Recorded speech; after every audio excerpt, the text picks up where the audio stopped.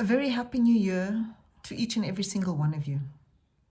I'd like to remind you all and remind us all how vital it is to understand that our soul speaks to us through our physical body. When there's a situation that you find yourself in that is intolerable, you can't stand it anymore, you just hate it, you've got one of two options. The one is learn to love it because there's something in there for you to still learn. Or the other is remove yourself from that situation, change it.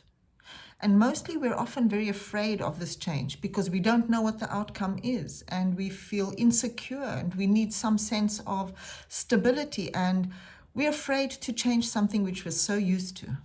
And this is the journey.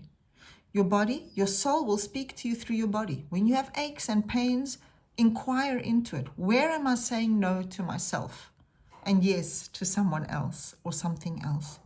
This is a journey worthwhile taking. I wish you good luck in your endeavors of spiritual and self-growth and sending lots of love.